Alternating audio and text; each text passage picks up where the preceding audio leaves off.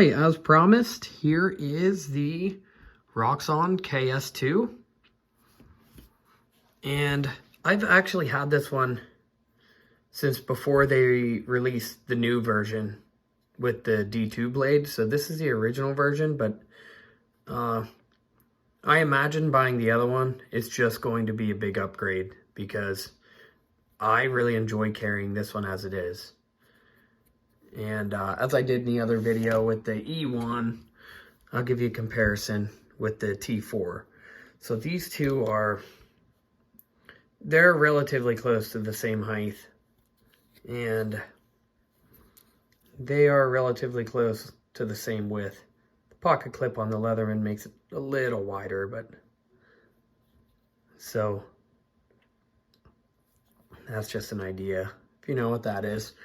And I can show you the wave again, just because most people are going to know how big a wave is in comparison. So, still not a very big tool.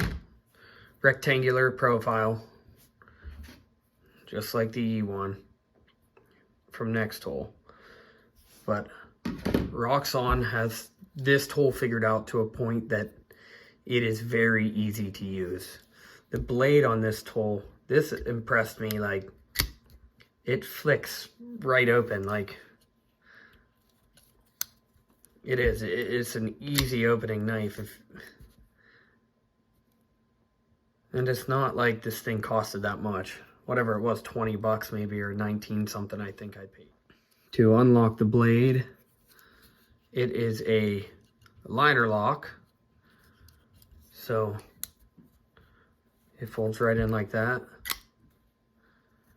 And it locks up good, about a quarter. There is it's hard to see it, but there is a nylon washer in there. So I mean, for a nylon washer, it is smooth. It flings right open. I mean, that's impressive for a multi-tool.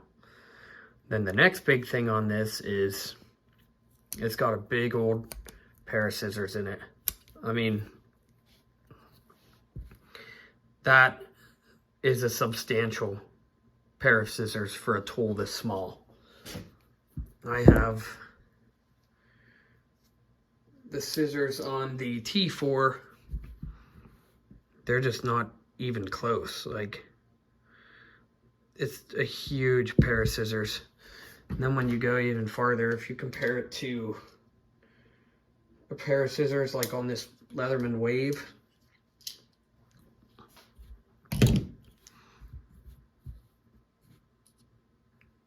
it's a giant difference. I mean, and they're sharp. I've been using this set for a month just for everything. I've cut all kinds of stuff with it. Paper, straps, I've tested some paracord in it, just countless things at work, around the house, zip ties, just opening packages for kids' toys, just anything you could think of. I've used them scissors for it, and they stay sharp. It's surprising. But then in the bottom of the scissors and the handle, there is a small pair of tweezers. And they're pretty good. I mean, I've pulled some little splinters and little jaggers and stuff out with them. They just store right back in the handle. That folds the whole way back around and into the frame.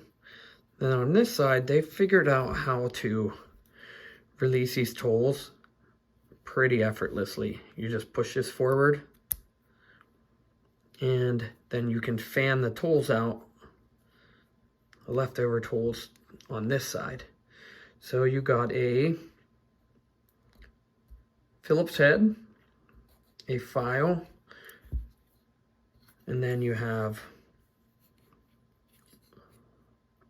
some measurements on this side that are in centimeters. And there are some on here that are in inches too. But there's something odd with these that I can't get to show up right now because the way the light is. It goes 0, 1, 2, 3, 4, 5, 6, 7, 8, 9, 10 tenths of an inch. So, unless you know exactly where 0.25 is on tenths of an inch, I mean, you could use ½ inch, 1 inch, obviously, but you know, that should be an eighths or at least 16ths, but especially claiming right there, it is in inches and centimeters. But if you needed a generic measurement, at least you have an inch, a ½ inch, 0, then your centimeters. The Phillips is pretty good. I've been using it pretty hard and it hasn't lost its shape yet. And then this awl is very sharp. It does exactly what it's supposed to. And it does have a sewing eye. And then I have also used the bottle opener and the can opener. It works just fine. And the small flat, it works absolutely fine. Now, one cool thing with this is all of the tools lock. So everything locks on here, every tool. And then to release it, you push it back, and that will flip in. And to bring them back out, you push it up, and it'll release it. So you use your can opener, then you push that back, let it go back in. Now, there's one more thing on here, and it is also a locking tool. There is a saw on here. So, it's dirty from being used, but the saw is actually, it's relatively aggressive for what it is. I mean,